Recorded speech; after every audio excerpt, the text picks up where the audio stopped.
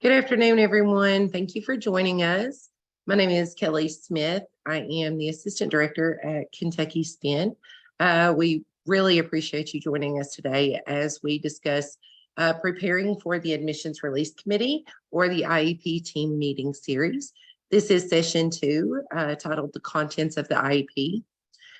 This curriculum is part of the Building the Legacy training curriculum developed by Nishi in 2007 that was updated by SIPR in 2016 and has been adapted and presented for Kentucky by KYSPIN in 2023. So this is brand new for us.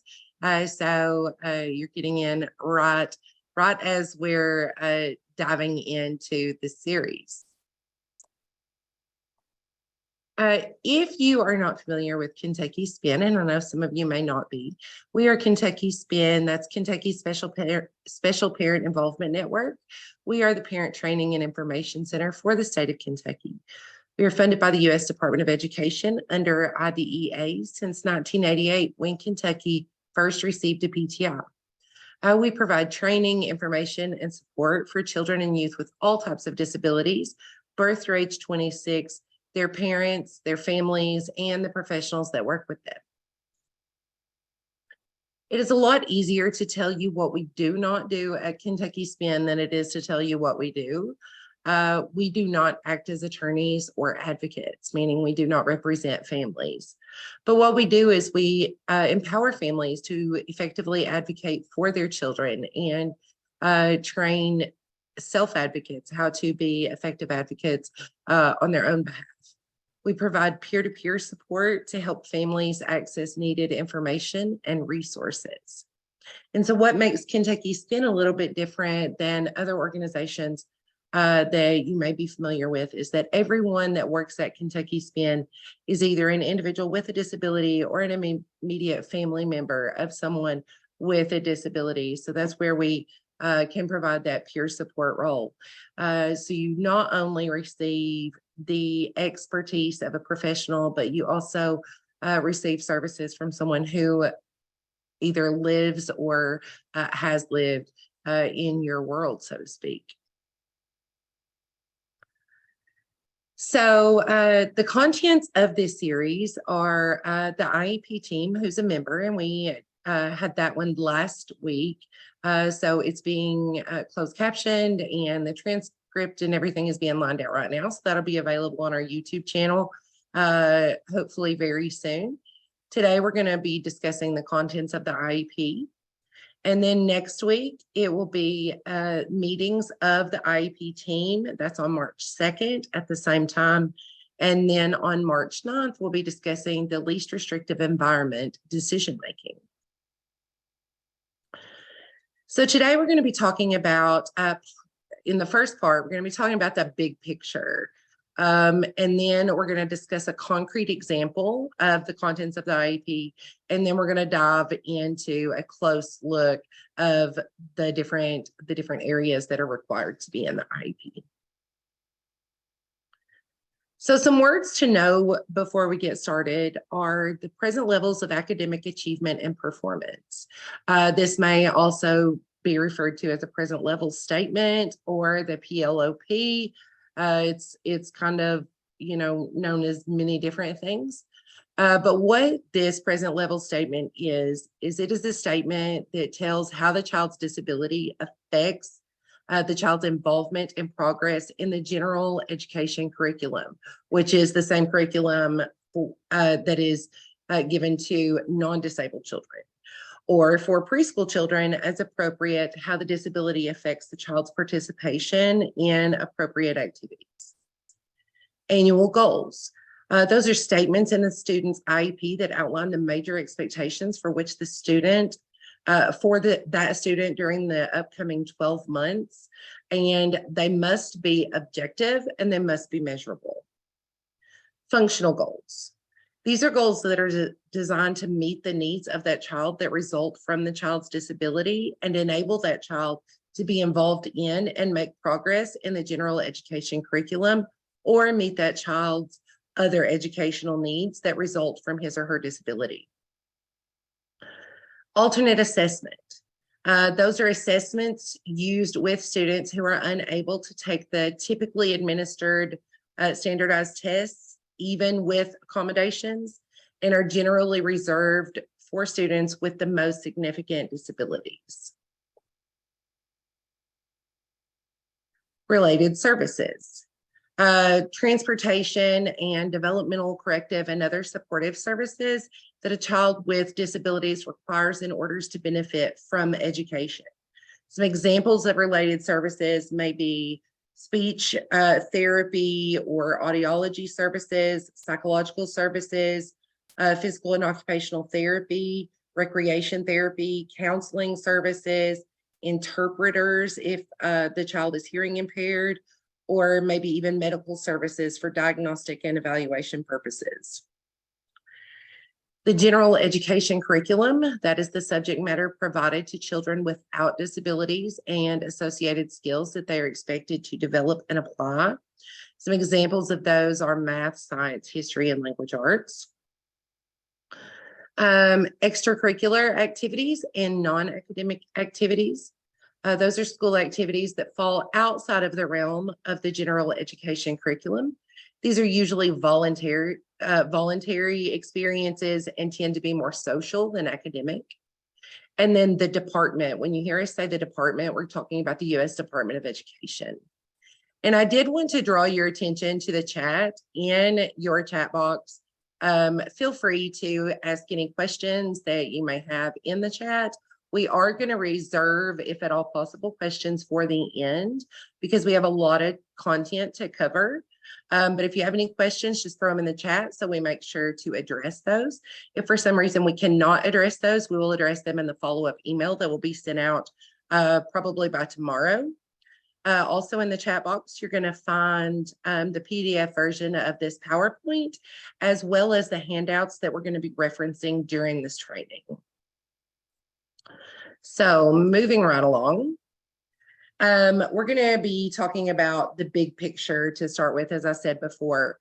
So this slide and the next couple of slides are really intended just to paint that bigger picture, especially emphasizing the importance to the child with a disability of having access to and involvement in the general education curriculum and in extracurricular and non-academic activities. So the big picture is going to be examined through the metaphor of construction, the tools and processes involved in building something substantial. This slide contrasts the before the IEP with the very beginning of the construction process, and the after the IEP with the finished product.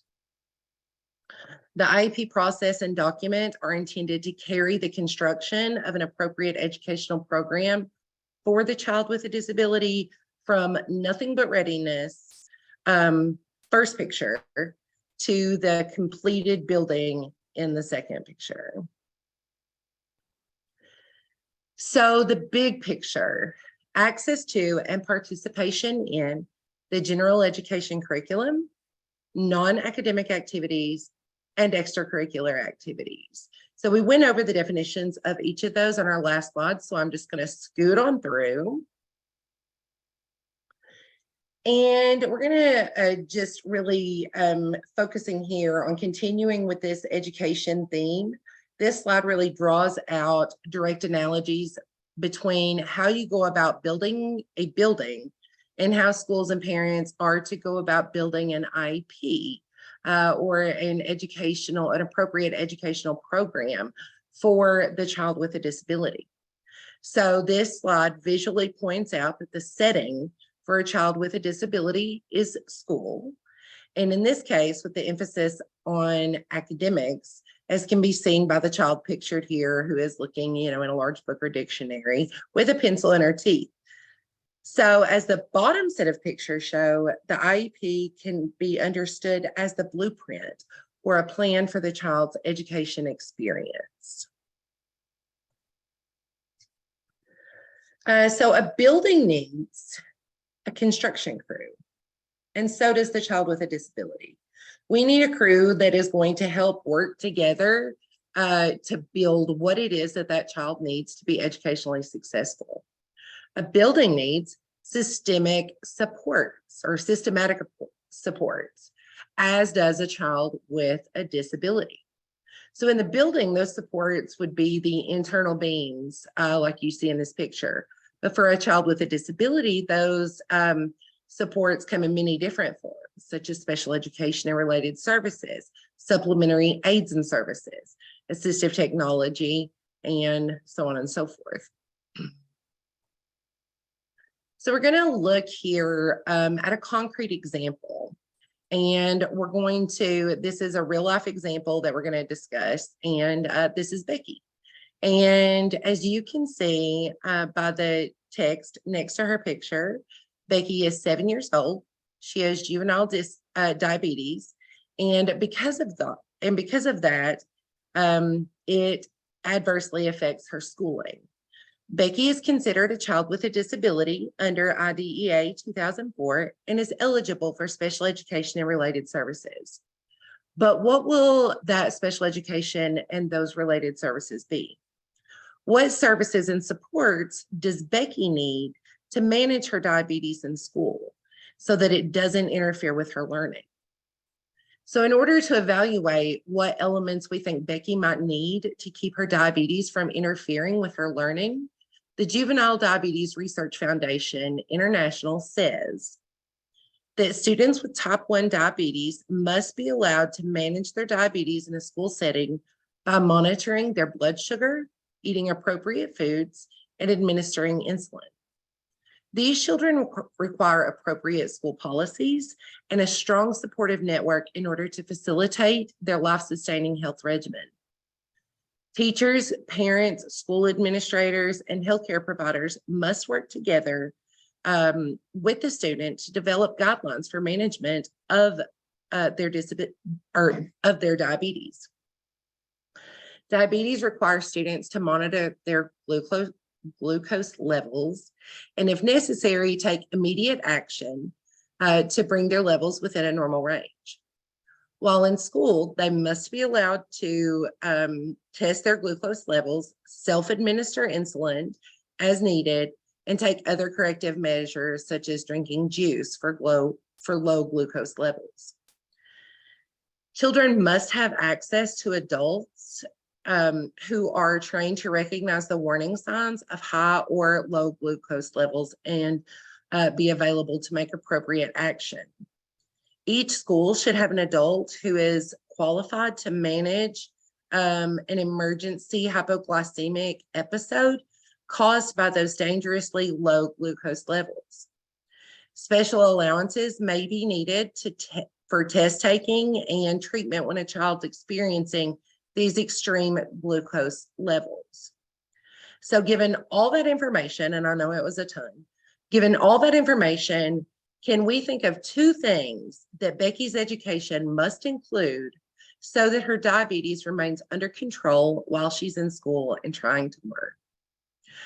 If you can think of one or two things and you would be willing to put those in the chat, that would be great. And while you're doing that, we're going to move on to the next slide, which looks at the elements of Becky's IEP. So the elements of Becky's IEP, training of staff, because like we said, there needs to be people who recognize what these altered levels look like, and they need to know how to act. She needs freedom to eat in class and elsewhere. She needs school health services, specific arrangements for field trips and special events, and specific arrangements for absences from school. So these are only some of the elements of Becky's IEP.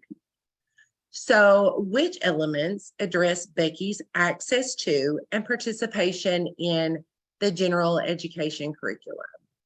Would anybody like to unmute and tell me what they think about which of these elements address access to and participation in the general education curriculum?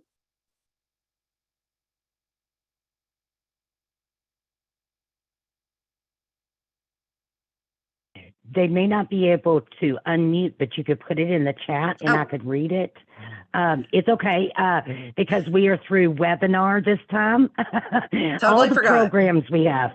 Yeah, no, you're good. Totally so if forgot. you would like to put it in there, I can let you know.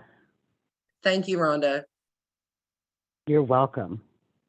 So how about extracurricular activities?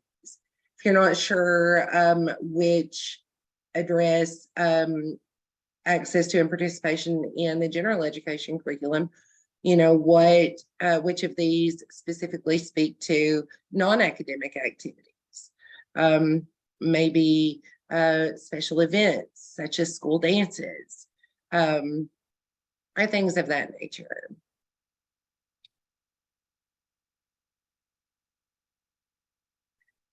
Okay, so let's take a close look at the bricks and mortar of an IEP. And that is an individualized education program or an individual education program. And it's like I said, it's time to dive right into the different parts of those. And I can say that this is very helpful for me, because when I first started out as a parent of a child with an IEP, I had no idea what any of this stuff meant. I didn't know what I was looking at, and I was ashamed because I thought I was supposed to know. Well, if you're not trained in this field, or you didn't go to school to be a special education teacher, you don't know these things. So I don't want anyone to ever feel like I felt. So hopefully these next few slides are going to really break this down for you. And like I said, if you have any questions, just pop them in the chat for us. Okay, so you can see present levels in handout D10, which I told you that we had some handouts included. And that presents IDEA's provision listing on the content of the IEP. The first thing that we're going to see in the IEP is the child's present levels of academic achievement and functional performance, or PLOP, or present level statement. That is, again, the statement of the child's present levels of academic achievement and functional performance, including how the child's disability affects the child's involvement and progress in the general education curriculum. For preschool children, as appropriate, how the disability affects the child's participation in appropriate activities. So just kind of the short of it is this part of the IEP is often, like I said, referred to as the present level statement, but it's a very big concept. The present level statement also has to include how the child's disability affects their involvement and progress in the general education curriculum. But what does that mean? That means that the present levels of academic achievement and functional performance is going to tell you exactly how that child's disability affects them and what their limits are. It should also tell you what they do well compared to their non-disabled peers. That statement is crafted by considering areas of development in which the child with a disability may need support. It's going to be roughly divided into two areas of development, which are academic and functional. So neither of these terms, academic achievement or functional performance, is defined in regulation. However, both are discussed by the department in its analysis of comments and changes, responding to public comments. So the department states that academic achievement generally refers to a child's performance in academic areas. We believe that this definition could vary depending on a child's circumstance or situation, and therefore we do not believe a definition of academic achievement should be included in the regulations. It is not necessary to include a definition of functional in these regulations because we believe that it is a term that is generally understood to refer to skills or activities that are not considered academic or related to a child's academic achievement. Instead, functional is often used in the context of routine activities of everyday living. The department does not believe that it is necessary to include examples of functional skills in the regulations because the range of functional skills is as varied as the individual needs of children with disabilities. They also declined to include examples of how functional skills are measured because this is a decision that is best left to public agencies based on the needs of their children. So academic achievement, how do we ordinarily interpret that term? If academic achievement generally refers to a child's performance in academic areas, then we are talking about the academic subjects a child studies in school and the skills the student is expected to master in each one of those areas.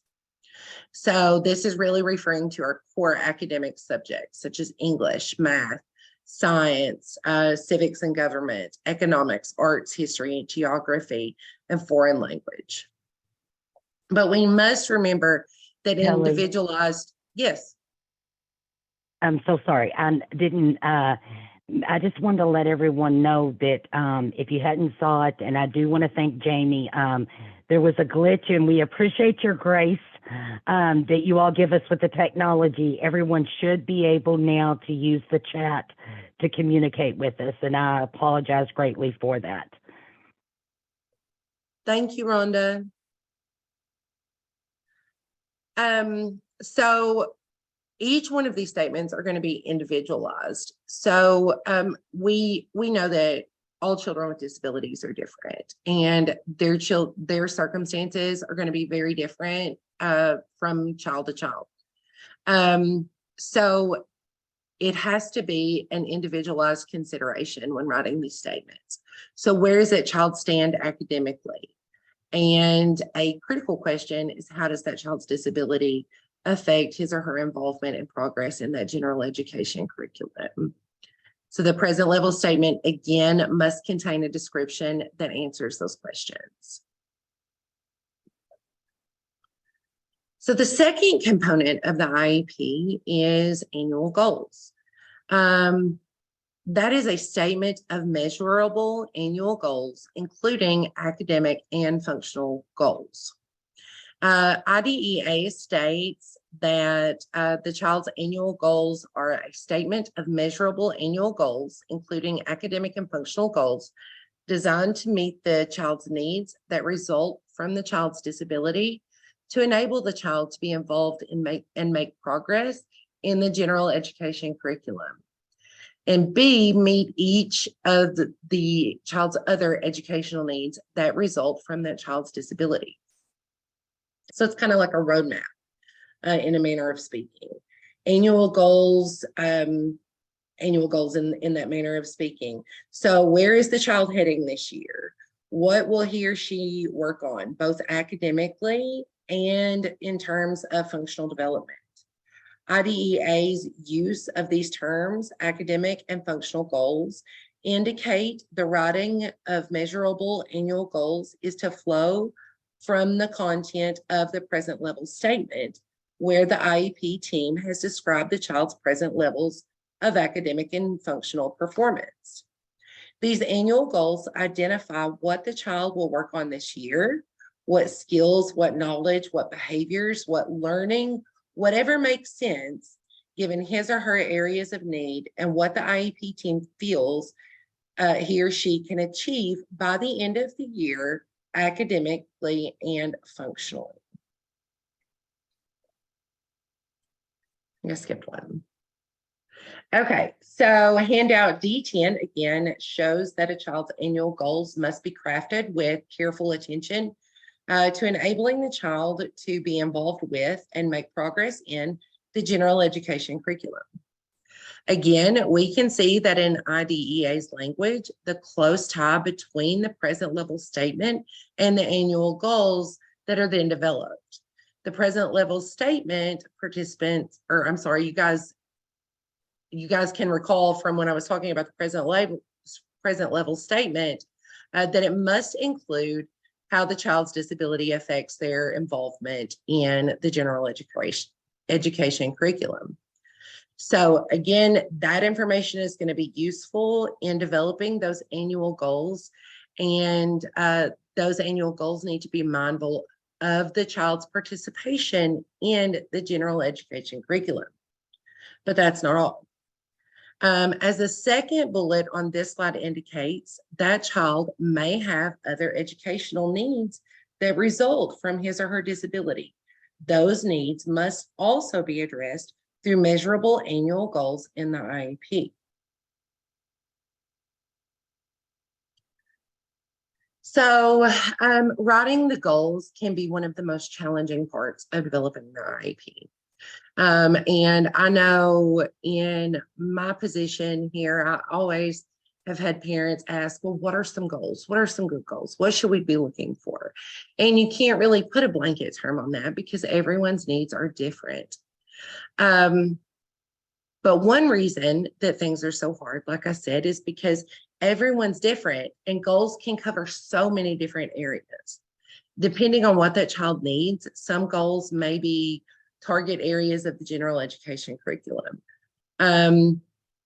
There are some helpful questions here on this slide to really help break down the process of writing those goals.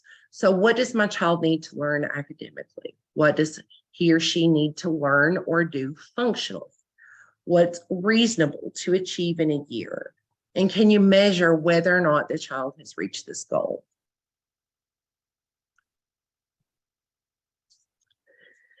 So now let's talk about benchmarks. Benchmarks or short-term objectives are only required for children with disabilities who are going to be taking the alternate assessment rather than receiving a traditional diploma. Handout D10 again states that for children with disabilities who take alternate assessments aligned to alternate achievement standards, a description of benchmarks or short-term objectives. So discussing those short-term objectives, I feel like it's important for you also to know that there are some districts in our state that do use benchmarks and objectives, whether they're on the alternate assessment or not. It's just important to understand here that it's only required if the student is on the alternate assessment. So one of the changes made by the 2004 amendments to IDEA concerns the requirement for those benchmarks and short-term objectives in the IEP. Previously, those benchmarks were required to be developed in correlation with a child's annual IEP goals. Like I said, that's not the case anymore. But just for the sake of time, know that it can vary from district to district. And it may be something that you want to discuss. If it's not something that your district does automatically, but you would like to know how they're doing periodically. But we are going to talk about progress reports here in a few moments. This may be something that you can discuss. So how will the child's progress be measured? It flows naturally out of the annual goals written for the child, which must be measurable. IDEA's provision reads that measuring the child's progress must be a description of how the child's progress towards meeting the annual goals described in paragraph 2 of this section, which you can see on handout D, how it will be measured, and when periodic progress reports let's see, I want to read it verbatim. When periodic reports on the progress the child will be making towards meeting annual goals, such as through the use of quarterly or periodic reports concurrent with the issuance of report cards, will be provided. So your IEP is going to have to state how the child's progress is going to be measured, so you can see that point blank in the IEP. And they also have to report when we're going to be notified of your child's progress. So the description of when those periodic reports will be provided towards meeting those annual goals, they may be quarterly or other periodic reports, but it must at least be concurrent with the issuance of report cards.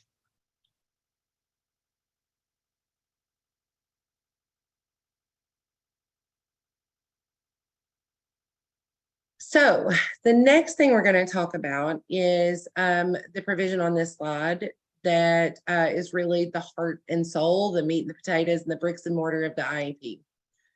When taken off paper and operationalized in school, it becomes the education that the child with a disability receives. So specifying a child's special education. That is a statement of the special education and related services, supplementary aids and services based on peer-reviewed research to the extent practicable to be provided to the child or on behalf of the child, and a statement of the program modifications or supports for school personnel that will be provided to enable the child to advance appropriately towards attaining their annual goals, to be involved in and make progress in the general education curriculum in accordance with paragraph A1 of this section, which, like I said, you'll see that on handout D10, and other in extracurricular and other non-academic activities, and to be educated and participate with other children with disabilities and non-disabled children in the activities described in the section. So obviously, the statement required by the regulation is one of the most critical components of the child's IEP. Like a statement of annual goals, it arises out of and is directly correlated with the present level statement, where the child's current performance levels and needs have been described. So we weren't kidding about how critical present levels is going to prove to be. It's so important because it really is your roadmap for your entire IEP. So special education is specially designed instruction to meet the unique needs of a child with a disability. It can take place in a number of different settings, including classrooms, at home, hospitals, other institutions. It includes PE, travel, training, and vocational education. Special education can also include speech language pathology services or any other related service if the service is considered special education rather than a related service by the state. Included in are additional definitions that may be used to define special education. The definition for specially designed instruction is of particular significance as it relates to what is special about special education. It's instruction that is especially adapted as appropriate in content, methodology, or delivery, designed to meet the unique needs of a child, and designed to ensure that the child's access to the child's access to the general education curriculum. Sorry about that. So also part of the IEP is identifying the program modifications or supports for school personnel that will be provided to the child to do the specific things that you see here on this slide. So it's going to have a statement of program modifications or supports for school personnel that are going to be provided to the child. I also want to insert here that you can see on this slide that each one of these regulations are on the slide, and those are clickable links that you can also access those rather than the handouts if you prefer. So let's talk about program modifications or supports for school personnel for just a minute. A statement of the special education and related services and supplementary aids and services based on peer-reviewed research to the extent practicable to be provided to the child on or behalf of the child, and a statement of the program modifications or supports for school personnel will be provided to enable the child to advance appropriately towards attaining those annual goals, to be involved in and make progress in the general education curriculum in accordance with paragraph A1 again of that section, and to be educated and participate with other children with disabilities and non-disabled children in the activities also described in this section.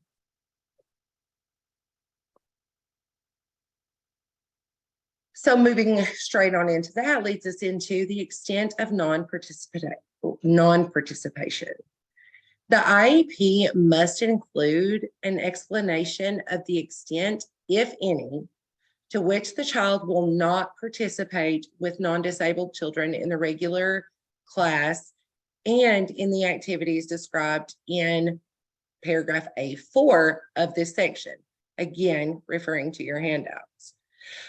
This provision is pretty self-evident and reemphasizes the value that IDEA places on educating children with disabilities with children who are not disabled to the maximum extent appropriate. And that's going to look different for each child. If a child's IEP places a child outside of the regular classroom, involvement in the general education curriculum and or participation in extracurricular or non-academic activities, the IEP must explain why. So since the IEP is driven by the child's needs, the explanation for non-participation should reflect the child's needs and not be based on the needs or convenience of the school system.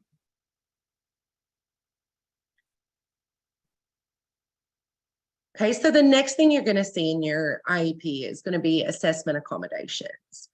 And that's going to be accommodations of the individual during assessments.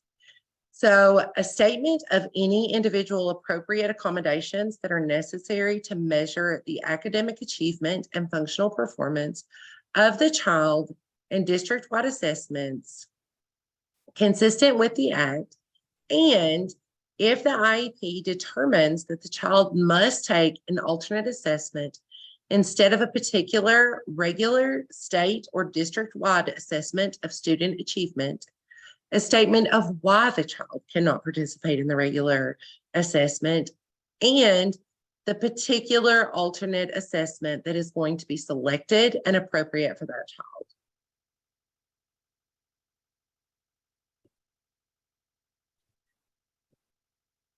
So for some children with disabilities, regular state and or district-wide assessments of student achievement are not going to be appropriate.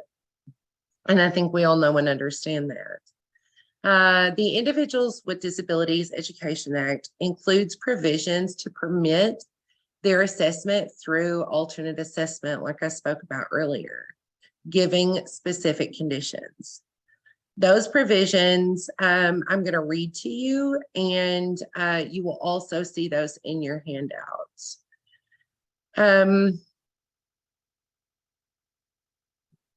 The provision states a statement of any individual appropriate accommodations that are necessary to measure the academic achievement and functional performance of the child on state and district-wide assessments consistent with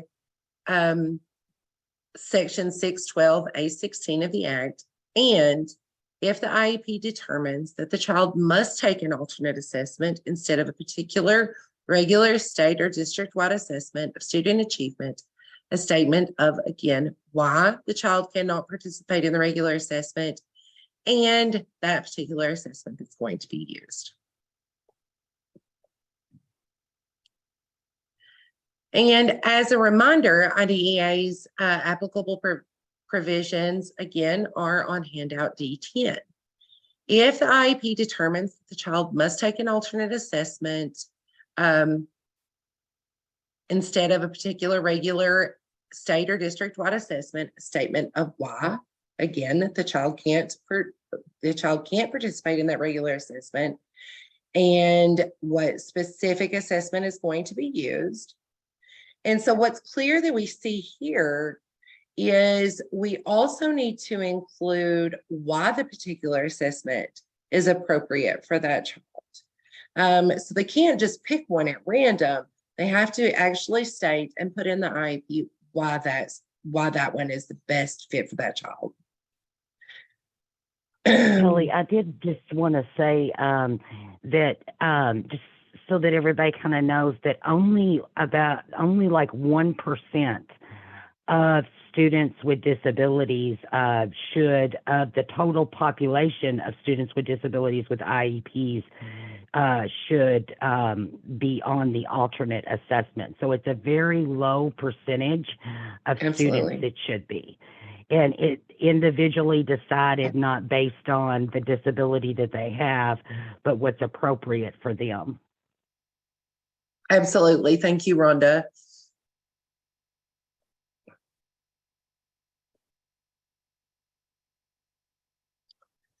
Okay, so we're finally kind of out of that assessment portion of the IEP, and we're going to move on into the next element, which is service delivery.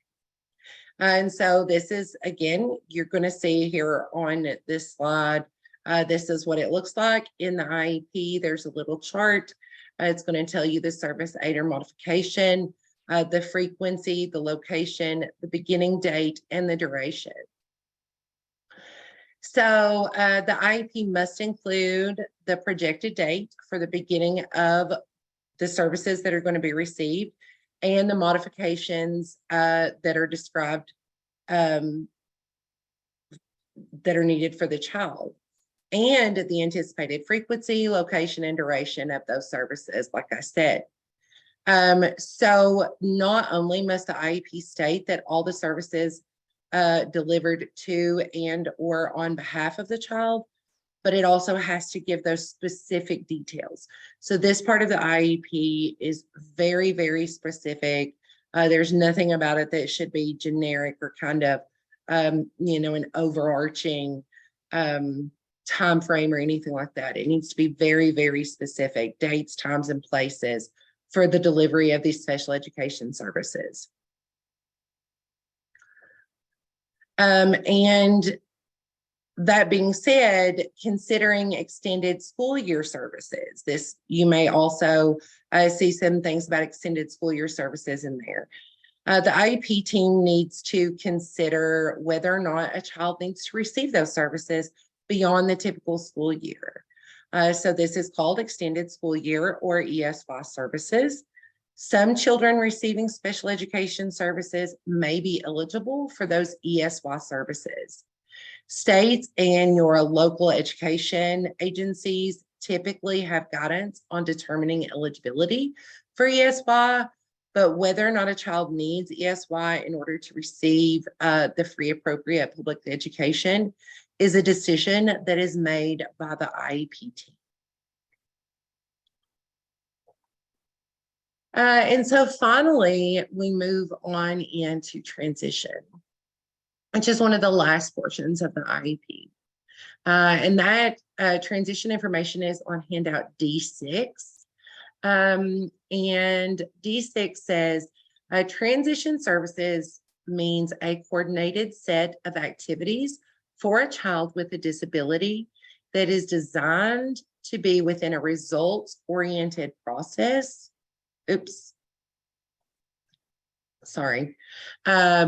Designed to be in a results-oriented process that is focused on improving the academic and functional achievement of the child with a disability to facilitate the child's movement from school to post-school activities. So that's going to include post-secondary education, vocational education, integrated employment, which includes supported employment, continuing and adult education, any adult services that may or not be needed, may be needed, independent living skills, and community participation. It is based on the child's individual needs, taking into account the child's strengths, preferences, and interests, and includes instruction, related services, community experiences, the development of employment and other post-school adult living objectives, and if appropriate, acquisition of daily living skills and provision of a functional vocational evaluation. Transition services for children with disabilities may be special education if provided as specially designed instruction or a related service, if required to assist the child with a disability to benefit from special education. So if you take a moment and think about what I've, kind of just read about this definition, you're going to see that it includes the domain of independent and adult living. So that is referring to the community, employment, adult services, daily living skills, vocational or post-secondary education. This definition clearly acknowledges that adulthood involves a wide range of skills and skill sets and areas and activities that are going to prepare that child with a disability to perform functionally across the spectrum of areas and activities that may involve and need to involve considerable planning, attention, focus, and coordinated services. So notice that word for just a second, coordinated. These services they need to be planned as a group and are intended to drive toward a result. They should not be haphazard. They should not be generic. It should not be just a blanket for all students. It must really be coordinated and individualized for that student's needs.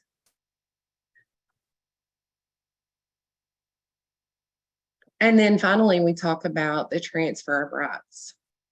So when we talk about the transfer of rights, we're referring to the age of majority under state law. The age of majority is when children legally become adults.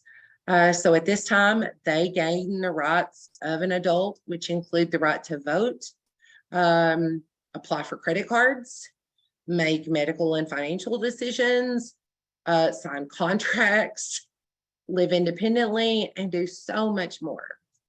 So when people use the term age of majority, they're generally referring to when a young person reaches the age where one is considered to be an adult. And in Kentucky, that is age 18. So at this point in a child's life, the state may transfer that child all of the educational rights, which is the case in Kentucky, that parents have had up until that moment. And lots of parents don't realize that once their student turns 18, all the rights that the parents have had in these meetings, the participation and all that transfers to the student. Now, that being said, that doesn't mean that your student can't invite you to those meetings. They absolutely can. Your student can also appoint you to be their educational representative. So lots of districts have a form that can be filled out, and then many just require the student to write a statement that says, I would like, so-and-so to be my educational representative. So there are ways around it, but it's very important that parents know that this is coming. These regulations can also be found on handout D10. So that is kind of enough for now. There's been a whole lot of words spoken in a short amount of time. All of the topics listed on this slide will be addressed in our next presentation in this series. So this is just kind of, foreshadowing next week. And we're going to talk about special factors that the IEP team must consider, strengths of the child, concerns of parents for enhancing their child's education, and IEPs and IFSPs for children aged 3 through 5. So again, that's what we'll be talking about next week. So I just want to take a moment to briefly review what we have discussed in the last 50 minutes. A child with a disability needs access to and participation in the general education curriculum, non-academic activities, and extracurricular activities. They need a team and a plan for support. That plan needs to include measurable goals, accommodations, and modifications. And then they need to have a graduation and transition needs considered and have those needs addressed in the IEP. So I'd like to break here for just a second to see if anyone has any questions.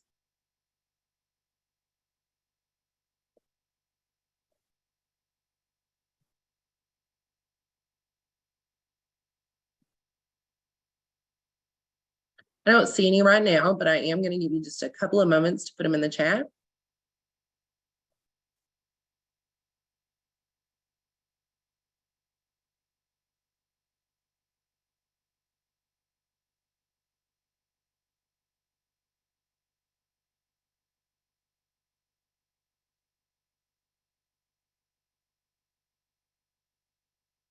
Will we be able to access this recording later? Yes, absolutely. I appreciate you asking that question.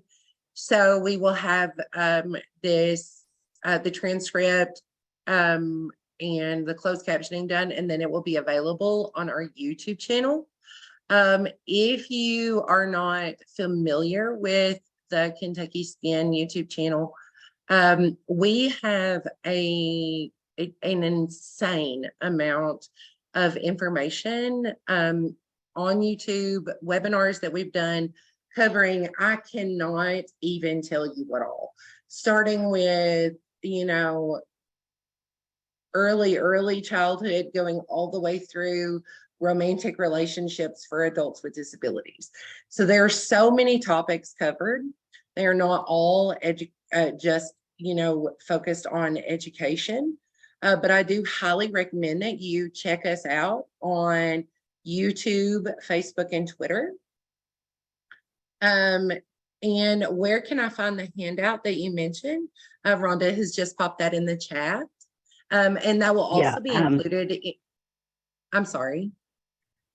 I'm so sorry, Kelly. I had just, because I was copying, so the handouts, I'm going to put those back in the chat. An additional resource I thought would be helpful is that I just put is our IEP infographic that we created. And I'm getting the one I just shared is the PowerPoint handout that Kelly's been sharing with you today. And then the additional handouts that she's been referring to as sort of the D and then would give the number. That's the one I'm sharing right now. Mm-hmm. Another thing to keep in mind too, if you go to you can follow us. I'm going to put we have it set where it's the same, whether it's Twitter, Facebook, or YouTube. All you have to do to follow us, I'm going to put it, is go to Kentucky SPIN Inc. And I'm putting it right now in the chat, is you can follow us that way on any of the three. Or I'll also include the link to our video library on our website. And you can access those there. You'll be able to access handouts from webinars, also see the transcript if you just kind of want to read through it. Excuse me. And we have an e-news that we send out if you all would like to register for that. Any of the webinars, once they're have been closed captioned and are on our YouTube and website, we'll share. We've been creating a lot of infographics and short video versions of those infographics. And we share those in our e-news. We do a monthly e-news. We just launched last month our youth e-news, and actually today this month's version will go out. So we also have that. So if you'd like to sign up, anytime we release any of those, we put those in our monthly newsletters. That may have been more than you all wanted to know, but we have all kinds of wonderful things that are coming out. And if you see a topic area that you all that you haven't found a resource for, we love getting feedback from everybody, or something that would help you or other families or professionals that you work with. Let us know, because that's how we create our list as well. And we're working not only on resources for parents, and families, but for youth, a lot of resources for youth too that they'll be able to use. Yes, Jenny, Absolutely. thank you. We are, it's 100% free. We, all of the resources and the information and everything that we have. So, hopefully last week's, webinar should be done in the next week or so, and you'll see it on there. Again, we have to wait till it all gets, closed captioned accurately, and lined up with the video. So as soon as those are available, they will be posted. And I did want to jump to this question. We did have a question that says, you mentioned type 1 diabetes qualifying for an IEP. So what about type 2? So the important thing to know about qualifying for an IEP is that the disability has to have an adverse effect on the child's education. So if you have requested a special education evaluation, we would maybe need to look at the type of evaluation that was requested or done. So that's just kind of generic without knowing a lot of, any detail, is just knowing that the disability has to have an adverse effect on the child's education in order to qualify for an IEP. So, and lots of children. I'm sorry, go ahead. I'm so sorry, Kelly. You know what, how I am, and they have to qualify under one of the categories and require specially designed instruction and related services. So it's not really that when you look at any disability, it's not that you automatically would qualify or you wouldn't. Again, like Kelly was saying, it's individualized. So it depends on how it affects that individual child. So yes, there could be children who have, type 1 and type 2 that qualify. But again, did they qualify under at least one category? Does it adversely affect their performance? Do they require or need specially designed instruction related services? So again, and making sure too, like Kelly was saying too, about the category of disability, are they being evaluated under the correct category? Because sometimes we find that they're not. Mm-hmm. Mm-hmm. Absolutely. So I don't know if that's helpful to you or not. Hopefully it is, but by all means, if you need to discuss that further, do not hesitate to reach out to us. Our contact information is here on this slide. I would also love it if those of you that are still on, if you would scan that QR code, or I think they're going to drop the link into the evaluation. Please fill that evaluation out for us. We take that very, very seriously and really use the input that you guys give us into developing our work. So I'll give you all just a couple of seconds to access that evaluation.